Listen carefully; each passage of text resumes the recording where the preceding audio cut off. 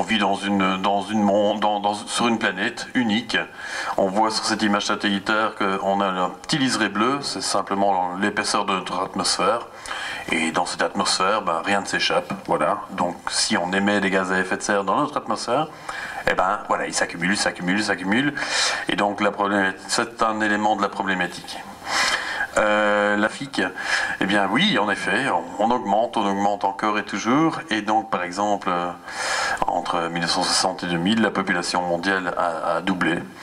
Elle a doublé et voilà, maintenant en 2012, on est passé à 7 milliards et voilà, d'ici le milieu du siècle, on sera vers les 9 milliards. Et donc voilà, toujours un peu plus de monde.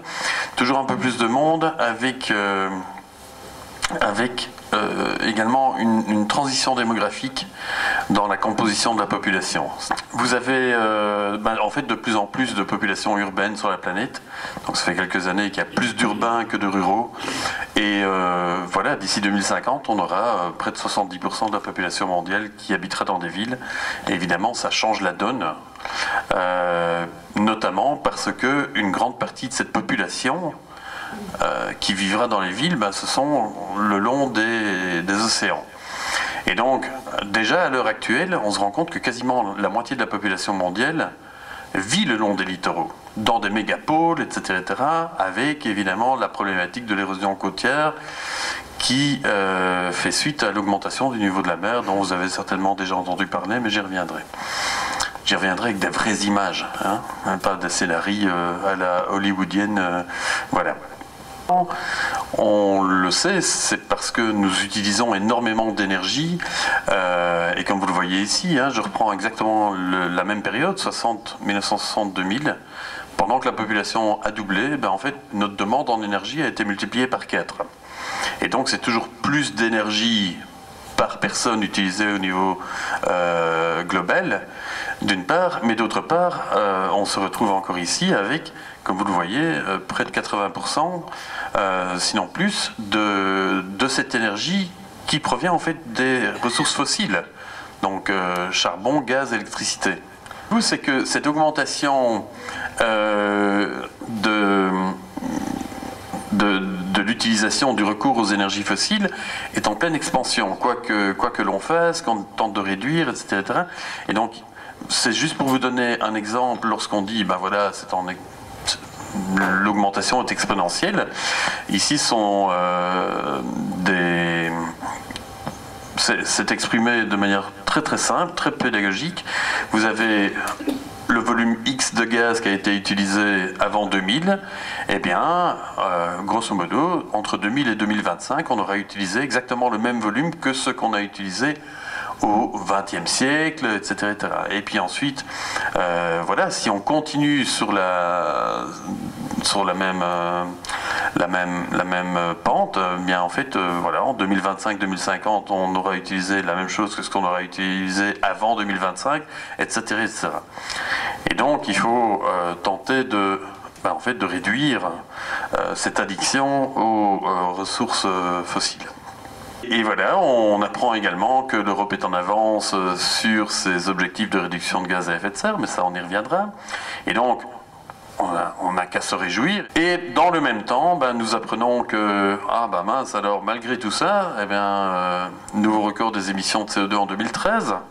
C'est complètement obsolète parce que ça a été battu en 2014, puis en 2015, puis en 2016, donc c'est toujours plus que ça a des impacts divers et variés, notamment le fait qu'il y ait de plus en plus de personnes qui soient obligées de se déplacer pour des raisons climatiques et environnementales. Et donc maintenant, le nombre de migrants environnementaux a supplanté très rapidement les personnes qui doivent se déplacer pour des raisons de conflit. Quand on connaît les conflits actuels, ça veut dire que c'est quand même pas mal. Il fait de plus en plus chaud, donc 2015 a été la plus chaude, 2016 était annoncée parmi les plus chaudes et elle a été la plus chaude, et donc on va de record. Voilà, l'effet de serre expliqué en 3 secondes. Donc nous recevons de l'énergie du soleil, chouette. Une partie de cette énergie pénètre dans notre atmosphère et ensuite comme par miracle, va repartir vers l'au-delà. Hein. On est aux alentours de Pâques, Pâques et Pentecôte, donc on peut être un peu mystique. Donc, mais avant de repartir dans l'au-delà, eh bien, nous avons une partie de cette énergie qui va être piégée par les gaz à effet de serre dans notre atmosphère. Alors, le gaz principal, ce qui a permis la vie sur Terre, c'est évidemment la vapeur d'eau. Mais à cette vapeur d'eau, qui est donc naturelle, vont s'ajouter d'autres gaz. Très rapidement, le cycle du carbone. Donc, j'ai déjà donné les deux pouilles, hein, c'est-à-dire le changement d'affectation des sols d'une part, et pour une très grosse part, le fait que l'on va brûler des énergies fossiles. Et le malheur, c'est que, bon, là, comme vous le voyez, on va envoyer sur ce slide dans l'ordre de 34 gigatonnes de carbone, de CO2, pardon, par an. Hein, ça, c'est tout dernièrement. Et une partie de ce carbone, normalement, est réabsorbée par tantôt les écosystèmes terrestres, hein, les arbres qui poussent, etc. Ça stocke du carbone, mais également les écosystèmes océaniques. Et le malheur, comme je le disais, c'est qu'on n'arrive plus à absorber tout ce qui est émis. Hein. C'est l'histoire de... Si vous mettez plus d'eau qui tombe dans la baignoire que ce qui peut s'extraire de cette baignoire, ben à un moment elle va déborder, et donc voilà. Donc ça s'accumule, et comme il est indiqué ici, ben vous avez au final, sur 34, et ben vous avez quasiment la moitié qui reste dans l'atmosphère et qui s'accumule. Et la durée de vie de ce CO2 de l'atmosphère est estimée à 100 à 150 ans. Ce qui vous donne une idée de l'inertie du processus. À 44% de ce CO2 qui reste dans l'atmosphère, hein, ça c'est une moyenne au cours des 10 dernières années, et donc l'impact de ce CO2 sur l'augmentation des températures va se faire ressentir jusqu'à ce que, en tout cas aujourd'hui, jusqu'à ce que ma petite fille qui a 10 ans, Chloé, ben, soit à son tour arrière-grand-mère au moins, ou un truc comme ça. Donc vous imaginez l'inertie du processus.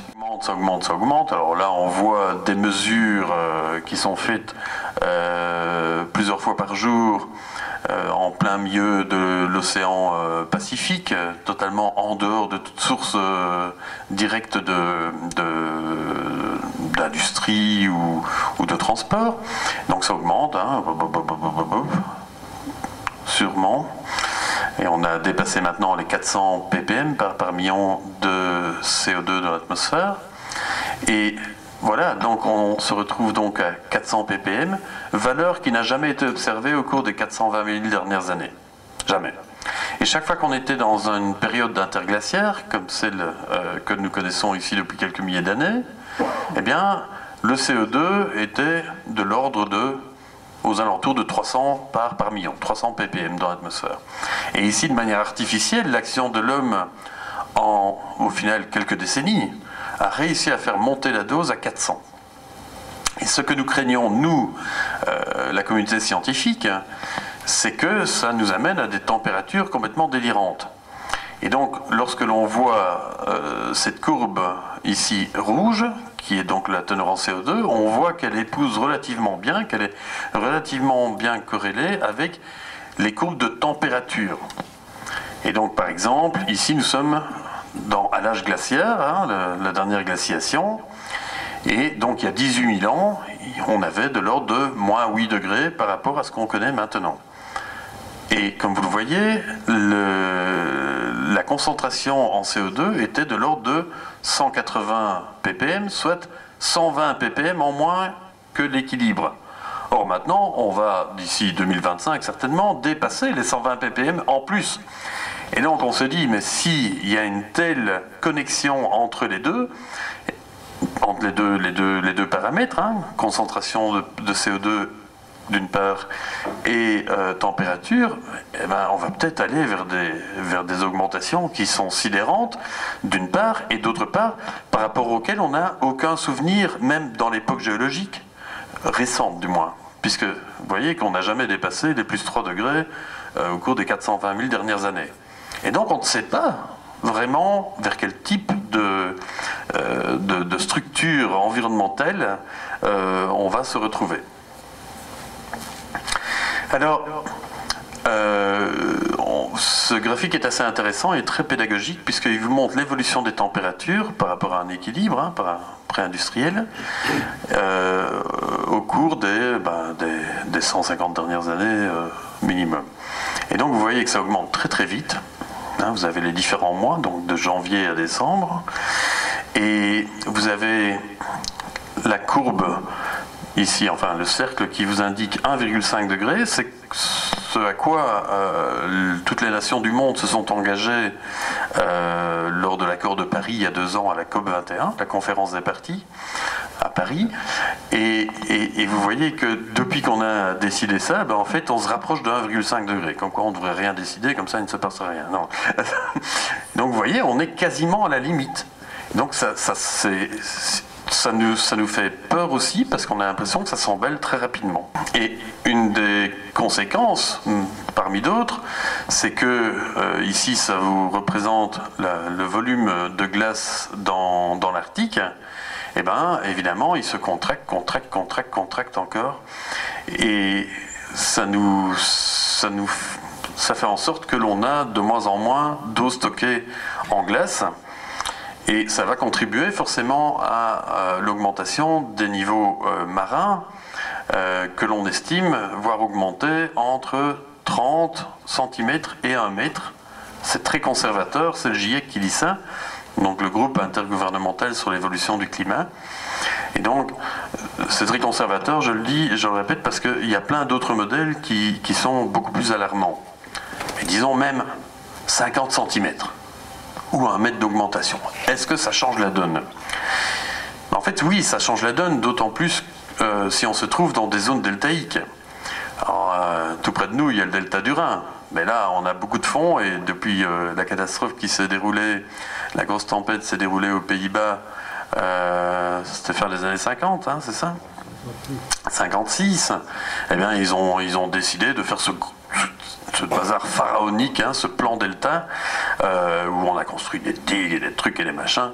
Mais il faut bien se dire que ça coûte un pont et que beaucoup de pays dans le monde ne peuvent même pas imaginer un seul instant de pouvoir se protéger ainsi contre les assauts. Que ça donne, ben, prenons le delta du Nil.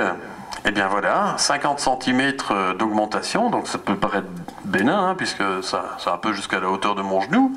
Eh bien, comme conséquence, eh bien, ce serait près de 4 millions de personnes qui devraient se déplacer, parce que les pieds dans l'eau, ou encore pas moins de 180 000 hectares de terre arable dans un pays qui est essentiellement désertique, qui disparaîtraient, soit submergés par les eaux, soit parce que la nappe subaffleurante serait contaminée par les eaux salées de la mer Méditerranée. Et donc on ne sait pas cultiver dans du sel. Et donc vous voyez les impacts que ça pourrait avoir tant sur les déplacements des populations, mais également sur la souveraineté alimentaire de ce pays, et également forcément sur l'économie. Et donc ces gens vont se déplacer où? Ils ne vont pas aller se taper dans le désert quelque part au sud, ils vont évidemment se propager à gauche à droite, et peut-être aller nourrir les poissons, comme ça se déroule dans une indifférence totale depuis des années maintenant. En Belgique, ça pourrait faire les affaires de la Wallonie. On pourrait mettre une taxe à l'immigration des Flamands. Hein, donc voilà, un réchauffement de 1,5 degré à terme, parce que c'est pas la dilatation thermique de l'eau qui est la cause essentielle de l'augmentation du niveau des mers, parce que la mer se réchauffant lentement mais sûrement se dilate. Et bien voilà, à terme, d'ici 2100, voilà ce que ça donnerait si on avait un réchauffement d'1,5 degré. Et donc on y est quasiment. Il y aurait des conséquences un peu partout. Alors on trouvera peut-être des solutions technologiques pour bloquer l'eau, pour le pomper, pour ceci, pour rehausser des brûles, etc. Oui, bien sûr, on trouvera peut-être. Mais à un moment, croyez-moi, l'adaptation a ses limites.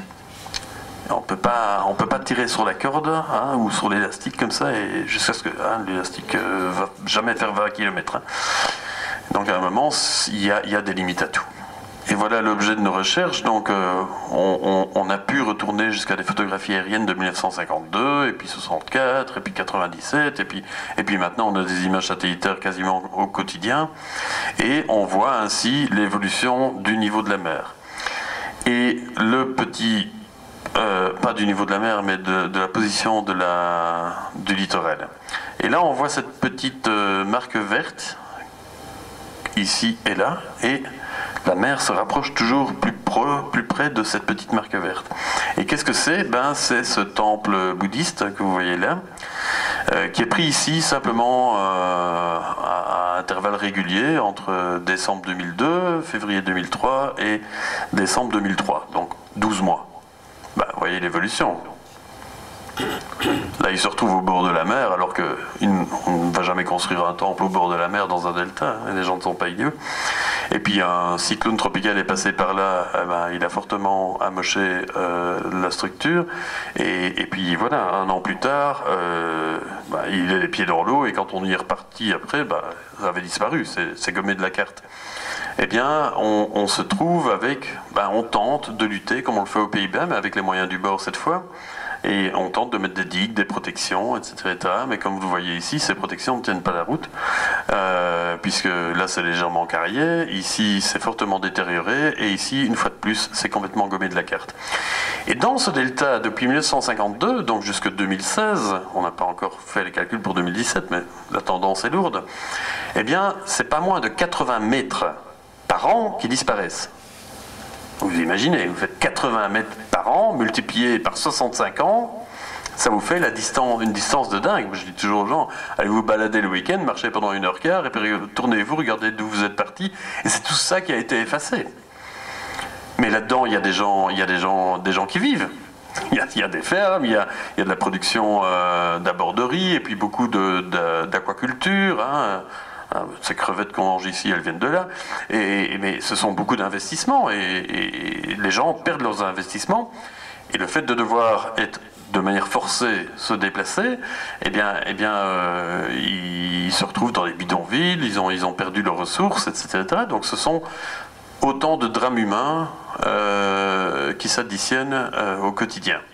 Et pas seulement au Vietnam, parce que des deltas comme ça qui sont extrêmement vulnérables, on en a sur tous les continents, etc., etc. Une instabilité pluviométrique de plus en plus importante, qui nous mène à des sécheresses parfois assez surprenantes, mais également à des excès pluviométriques de plus en plus concentrés dans le temps, et qui évidemment on les remarque lorsqu'on est les pieds dans l'eau. Alors évidemment, ce n'est pas que le changement climatique, il y a aussi l'aménagement du territoire, les gens qui se rapprochent d'un point de vulnérabilité, c'est-à-dire des cours d'eau, des bas-fonds, etc., on est bien d'accord.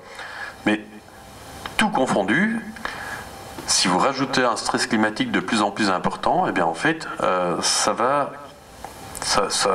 en fait être extrêmement onéreux pour les sociétés, et surtout pour les personnes qui vivent là-dedans, et qui vont devoir se déplacer parce qu'ils ne peuvent plus vivre là où ils sont depuis des générations. Des piliers essentiels de nos sociétés vont être touchés par cette évolution des températures et tout ce qui va avec. Et quand je parle de choses essentielles, c'est l'accès à l'eau, la santé des écosystèmes, la production agricole et donc la souveraineté alimentaire, les problèmes le long des littoraux, ainsi que des problèmes de santé publique. Et on voit qu'au plus on avance dans les tours en termes d'augmentation de température, au plus les impacts vont être importants en termes d'augmentation des risques liés à ces températures élevées. Et le problème n'est pas que ça change. On a quand même une faculté d'adaptation extraordinaire. Le problème, c'est que sur différents piliers essentiels de nos sociétés, qu'elles soient du nord, du sud, de l'est ou de l'ouest, le changement soit trop rapide par rapport à notre capacité d'adaptation. Et quand on regarde justement ce qui, d'une certaine manière, caractérise nos sociétés, du moins occidentales, c'est notre fameuse capacité d'inertie, hein. Regardez comment on consomme, regardez, on veut changer notre type de consommation, mais vous avez toujours plus de pubs dans l'espace public, etc., qui vous ramènent toujours allez, je veux prendre le bus, et puis finalement, je suis tellement assommé par les pubs qui y a à gauche, à droite, que j'ai quand même envie de boire une bière le matin, avoir des Nike et tout ça avec ma carte Visa. Parce que simplement, on m'a poussé à rester dans le même schéma. Et ça, c'est quand même assez intéressant par rapport à la dynamique qui se lance aujourd'hui avec le plan climat dans le Condro. C'est justement de se dire, voilà, on sait bien qu'ici comme ailleurs, on a des stress économiques, sociaux, mais on a également des stress climatiques. Alors ici, ça ne se fait peut-être pas encore ressentir de manière majeure, mais voilà, il nous faudrait garder une zone verte la plus importante possible de résilience. C'est-à-dire qu'on puisse absorber les chocs de gauche et de droite, hein, et puis continuer à évoluer avec probablement qu'on vivra différemment en 2050 que maintenant. Mais pour ça, il faut accompagner cette dynamique. Et donc, on va se retrouver à devoir prendre des décisions. Hein, et si elles sont vertueuses, on aura une résilience plus importante que celle que l'on connaît maintenant. C'est évidemment vers cela qu'on tend. Et si on prend les mauvaises décisions, ou bien qu'on ne prend pas de décision et qu'on laisse pourrir l'affaire, on va se retrouver avec une marge de résilience qui sera de plus en plus ténue et qui ne nous permettra plus d'aller de l'avant. Et donc l'idée, c'est vraiment d'aller vers un futur possible, positif quelque part. En fait, on a tout sur la table. Pas plus tard qu'hier, il y a une commission internationale sur la transition énergétique qui a rendu un rapport à Londres. Et ce rapport met noir sur blanc que on a toutes les technologies actuellement pour faire au niveau global moins 40% de gaz à effet de serre d'ici 2030. Mais ça coûterait 600 milliards de dollars par an. Oh Dieu, mon Dieu, 600 milliards de dollars par an. Mais il faut remettre ça par rapport à l'argent que ça représente. Et donc au niveau global, ça ne représente pas même 1% du PIB global. Si tout le monde décide d'y aller et d'aller dans la bonne direction vers le haut. Donc en effet, si tout le monde va dans la bonne direction vers le haut, on aura le choix entre cette courbe. Donc on va réduire fortement nos émissions de gaz à effet de serre, mais sans spécialement perdre notre niveau de vie, et donc stabiliser les températures à quelques degrés, 1 degré peut-être, ou entre 1 et 2 degrés supplémentaires, ou alors on continue, tel qu'on l'a fait depuis maintenant quelques décennies, et on va se retrouver avec des 4-5 degrés supplémentaires. On doit mettre en place plein de politiques publiques, plein de technologies avancées, plein de changements de comportement, etc., pour arriver à nos fins, entre guillemets.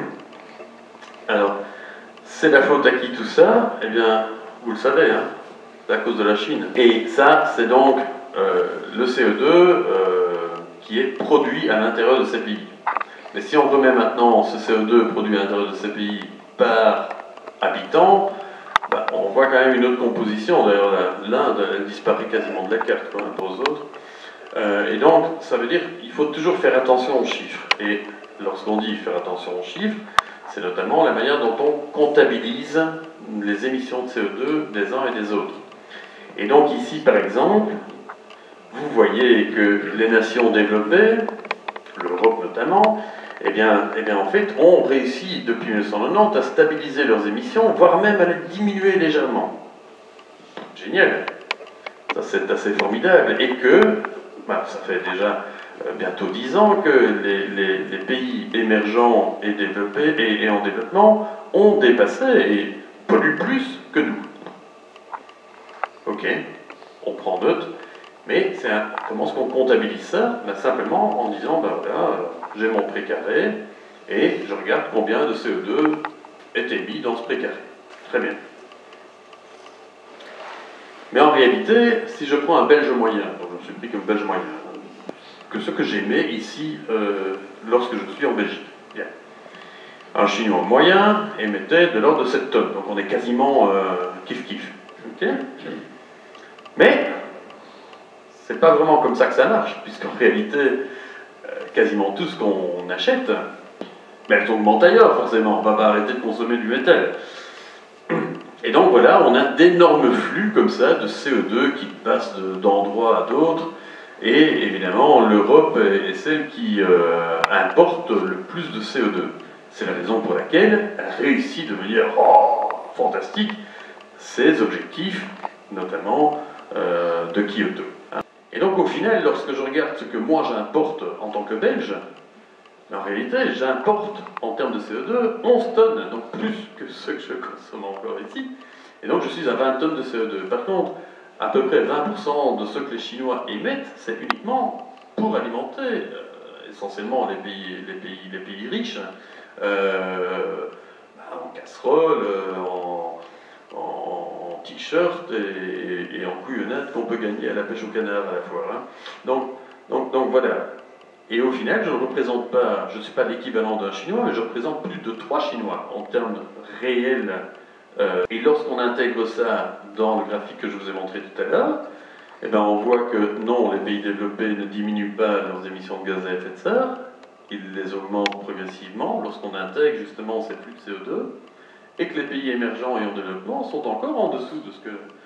Alors bien sûr, hein, les deux courbes vont se croiser, elles se sont certainement croisées depuis, mais encore une fois, il faut remettre ça par habitant. Et lorsqu'on remet ça par habitant, on sait bien que la courbe noire concentre 18% de la population mondiale et que le reste de l'humanité se trouve là-dedans. Donc vous avez encore des écarts sidéraux entre les émissions des... Donc la Belgique se base, puisque c'est comme ça qu'on fait au niveau mondial, mais ça c'est les Occidentaux qui l'ont voulu, se base sur cette courbe bleue, hein, c'est-à-dire les émissions territoriales. Et donc là, en effet, on a moins 8,6%, on s'était engagé à faire moins 7,5%, donc on a gagné. Sauf que en Belgique, malheureusement, voilà, c'est comme ça, mais lorsqu'on intègre les flux de CO2 qui viennent d'ailleurs, eh bien en fait, on se retrouve avec 46% d'augmentation de nos émissions. Et donc, songez-y. Je vais vous emmener dans 2 endroits peut-être insolites pour certains d'entre vous. Le premier, c'est Nouakchott, la capitale de Mauritanie. C'est juste pour vous montrer que ça a des impacts ailleurs qui sont costauds, quoi. Donc, ici, c'est simplement pour vous expliquer la célérité des déplacements de population lorsqu'on a un petit incident pluviométrique pendant la saison des pluies. Imaginez qu'à Nouakchott, qui est une ville de 1,2 million d'habitants, ils ont accueilli en 3 mois 200 000 personnes qui fouillaient la sécheresse. Et ce n'était pas une sécheresse cataclysmique comme on a connu dans les années 80 ou quoi, non, c'était simplement un petit incident pluviométrique. Au total, il a plu de l'ordre de 15% en moins qu'à l'habitude. Le problème, c'était un petit incident pluviométrique, mais qui succédait à 3 petits incidents pluviométriques qui se sont accumulés. Et donc à un moment, c'est ce que je disais tout à l'heure, la capacité d'adaptation n'est pas extensible au maximum. Hein. Et donc à un moment, les gens n'ont pas d'autre choix que de quitter, parce qu'il n'y a plus rien. Et donc ils quittent et ils vont s'amonceler dans les villes. Alors vous allez me dire qu'on se déplace, c'est rarement définitif, on va continuer, parce que là-dedans, qu'est-ce que vous voulez que Nouakchott, qui prend comme ça 200 000 personnes en 3 mois, arrive à donner eau, électricité, éducation, alimentation à tous ces braves gens hein, qui sont dans une précarité totalement inouïe. Donc ce n'est pas jouable. Donc ils vont continuer leur processus migratoire. Alors certains vont aller vers le Sénégal, ou plus dans le sud de la Mauritanie, ou ailleurs dans la sous-région, mais de plus en plus de personnes vont faire les fameux trajets par la Libye, par Gibraltar, etc., pour essayer de trouver quelque chose d'autre ailleurs. Et donc, on est tous interconnectés sur la problématique. Donc là, on est en plein centre de Cotonou, qui est la capitale économique du pays. Et donc, vous voyez, c'est densément loti, hein, il y a des baraques partout. Hein. Et ça, je vous prends simplement à un petit endroit, mais ça, on mesure ça sur près de 10 km de littoral. Et donc, on va regarder ensemble l'évolution du trait de côte. Donc, nous sommes là en décembre 2002, en 2004, en 2011, en 2013, et donc voilà un peu avant. ça a été détruit par la mer. Là, les autorités ont décidé de détruire parce qu'ils savaient bien que ça allait foutre le camp. Donc plutôt que les gens meurent pendant la nuit, pendant qu'il y a l'érosion qui arrive lors d'une tempête, ben, ils évacuent les gens. Et donc voilà, quoi. C'est autant de maisons qui ont disparu en 10 ans. 10 ans, qui me disent, ben voilà, des personnes comme mon âge, ah, moi je me suis déjà déplacé 12 fois dans ma vie, c'est chouette. Alors les gens qui vivaient dans des baraques en dur, ben, ils vivent après dans des baraques en bois, et puis dans des baraques en carton, et puis. Et donc il y a un processus de précarisation qui est juste incroyable. Et puis évidemment les gens s'agglutinent les uns sur les autres, ce qui promeut en fait l'augmentation des maladies, etc. Et on est parti pour la gloire. Voici les émissions de CO2 dans l'atmosphère. Et donc, vous savez, je l'ai montré tout à l'heure, il y a un lien entre le CO2, avec les gaz à effet de serre en général, et les températures. Et donc là, les émissions, elles devraient s'arrêter là pour ne pas dépasser pour ne pas qu'on dépasse d'ici 2100 plus 1,5 degré. On devrait aller jusque là, en termes d'émissions de CO2, si on ne veut pas dépasser les 2 degrés. Alors, voilà, ce que montre cette animation, c'est que, en fait, pour faire le premier quart du cercle, eh bien, donc ça commence en 1850, eh bien, il a fallu 120 ans, puis 40 ans pour faire l'autre, et là, en 15 ans, on a quasiment fait le tour. Donc ça veut dire que c'est ça que je vous disais tout à l'heure, c'est-à-dire l'augmentation exponentielle, elle se traduit par cela, quoi. Parce que, en réalité, si on continue à émettre avec la même cadence que maintenant, pour avoir 50% de chance de ne pas dépasser, donc c'est même pas 100% de chance, hein, pour avoir 50% de chance de ne pas dépasser 1,5 degré, c'est-à-dire l'objectif de l'accord de Paris d'il y a 2 ans, eh bien, il nous resterait à émissions de gaz à effet de serre égales à ce qu'on connaît maintenant, même pas 10 ans d'émissions. Si on veut atteindre les 2 degrés, il nous en reste, allez, un quart de siècle. Et puis après, on part en vrille. Hein. Et donc voilà, c'est la raison pour laquelle une initiative telle que celle de ce soir, et qui vous engage maintenant pour une bonne décennie, est essentielle. Parce que vous n'êtes pas tout seul. Il y en a combien 7102. Voilà. Groupements de communes comme ceci, qui se sont créés ces dernières années. Et voilà, ensemble, on va trouver des trucs géniaux, quoi. Mais encore est-il que il faut pour ça que ça bouge à tous les niveaux.